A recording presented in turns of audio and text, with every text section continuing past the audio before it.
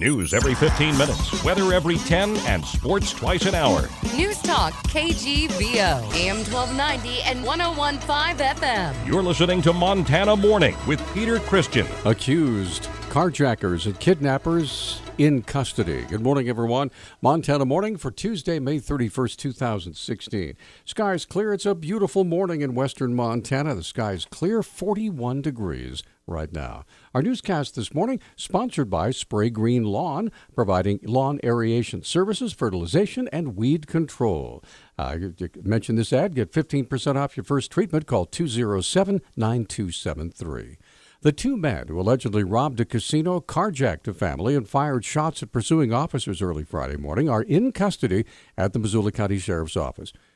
At the Missoula County Jail. Public Information Officer for the Sheriff's Office, Brenda Bassett, said the two men were apprehended early Saturday morning at different locations on North Reserve by authorities after an exhaustive multi-agency manhunt. I don't think the sheriff could be any happier that these people were taken into custody, and just of the work that everyone did during this process and the assistance we had from neighboring counties as well as Montana Highway Patrol, city police were instrumental in the arrest of these two individuals. The two men were identified as 36-year-old Thomas Earl Dempsey, 38-year-old Nicholas West. Both were arrested without incident at businesses on North Reserve. Bassett said one of the true heroes of the incident was the Sheriff's Department's negotiator. Get these children out of the car, and we're just so proud of her. I think at the end of it, when she walked away, she was shaken up, but you could see just that she was so pleased that the children were out of the car, and we just applaud her because she did a fantastic job. The two men will appear in Missoula Justice Court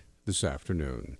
The United Veterans Council once again put together an array of Memorial Day ceremonies, starting at Karis Park. Retired Coast Guard Commander Trudy Stoll went down to the river's edge, accompanied by a naval officer, and dropped bouquets into the river, accompanied by a 21-gun salute and a bugle playing taps. This ceremony is to honor the men and women that have given their lives in both peacetime and during the time of war. And it is a wonderful ceremony to attribute the dedication for the people that are still serving, to remember that all of our blessings and of all our freedoms come from the people that gave the ultimate price. Montana Senator Steve Daines contributed a recorded message honoring Montanans who gave their lives in service to their country. America and the world are better places because of the courage our veterans and service members have shown. They answered the call to serve, and because of them, the world knows that America will stand strong against the evil of oppression and for the advancement of freedom. Susan Campbell Renault said because so many of the participants in the ceremonies are from Vietnam, the Korean War, even World War II, that ceremonies in past years have taken their toll on the veterans. So this year, the honor guards and participating veterans boarded a bus provided by Beach Transportation and were bused from ceremony to ceremony. A 28-year-old man is expected to be charged in Lincoln County after officials say he ran down a Eureka bicyclist with a car in order to rob the victim. The Daily Interlake reports Montana Highway Patrol officers said the victim was riding a bicycle on Highway 37, May 9th, when he was struck from behind. The suspect then went through the cyclist's bag and stashed his vehicle. Trooper Anthony Jensen said the suspect hitchhiked away from his hidden vehicle and was let out near the scene of the crash. The suspect then gave the victim's wallet to law enforcement and confessed to the crime. The victim suffered fractures to the skull, road rash, a broken ankle, broken toe, and a concussion. 33-year-old Lance Ring, on release after entering a guilty plea to sexually assaulting a 6-year-old child, has been arrested yet again on a similar charge.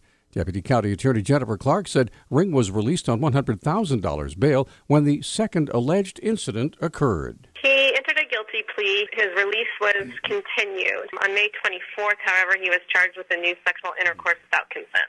He will appear before Judge Townsend on Tuesday morning to face both the revocation of his release for violating conditions and on the new charges. Clark described the sentence Ring could face for both counts. The maximum charge is 100 years to life in prison. On each of those, he could get 2 life sentences consecutive. The alleged victim said Ring both strangled and sexually assaulted her on May 24th. Authorities are investigating a Yellowstone County crash that left a man dead after his vehicle went off the road and landed in a ditch. The Billings Gazette reports the 51-year-old victim from Hysham who's not yet been identified, died in the crash near Custer on Sunday. He'd been driving a pickup truck when he went off the right side of the road and overcorrected the vehicle before entering the ditch. The pickup rolled over and the victim was ejected. It is unknown whether speed or alcohol played factors in that crash. The incident remains under investigation by the Montana Highway Patrol. University of Montana has named the new dean of the School of Business Administration. He is Christopher Shook of Auburn University. UM President Royce Engstrom said Shook was the most outstanding candidate from several finalists across the country. He has had a stellar career as a business professor and an administrator in the School of Business there at Auburn, and so he brings tremendous experience and knowledge from a faculty point of view, from an administrative point of view as well. Engstrom described more attributes that led to Shook's hiring. He has a creativity and an energy that we will really put to good work in the School of Business Administration, designing programs for the future, building capacity, and making sure that we're offering business curriculum that is just among the best in the nation. Retiring Dean Larry Gianchetta was earning an annual salary of over $154,000. Engstrom said Shook will assume his position as dean on August 1st. A shortage of teachers in northern Montana has officials worried. Superintendents from 3 rural Montana districts told the Montana University Board of Regents the teachers are unwilling to relocate to northern Montana, and school officials have problems filling primary and secondary school teacher positions. According to the Hammer Daily News, the superintendents told the Regents that a teacher prep program at Montana State University Northern has helped immensely. One school official says he's looking for applicants who understand the region because many potential teachers from outside the area have a hard time adjusting to working in small schools. A new Yellowstone National Park campaign urging tourists to carry bear spray features celebrities like Bozeman climber Conrad Anker, whose feats include 3 Everest climbs. The Billings Gazette reports Aiken is shown on a poster carrying a climbing rope and bear spray. Park Superintendent Dan Wing said no matter who you are or what you're doing in Yellowstone, you should carry bear spray and know how to use it. The posters also caution tourists to make noise and hike in groups. Last August, a lone hiker was killed by a grizzly sow with cubs. He was the 9th bear fatality in the park's 144-year history. Finally, campers in Montana's national forests are getting skittish as more sportsmen take advantage of rules that allow target shooting, even though they comply with the rules. The rules bar target shooting 150 yards of a residence, a building, or a campsite, or developed recreation area.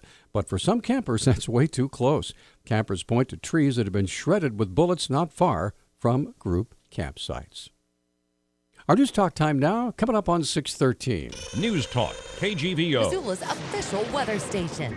Mostly sunny skies and comfortable today with our highs in the low 70s. Partly cloudy tonight, overnight lows in the mid-40s. We'll see our temperatures in the low 80s on Wednesday with an isolated chance of a thunderstorm Thursday. I'm meteorologist Brooke Foster, KECI 13.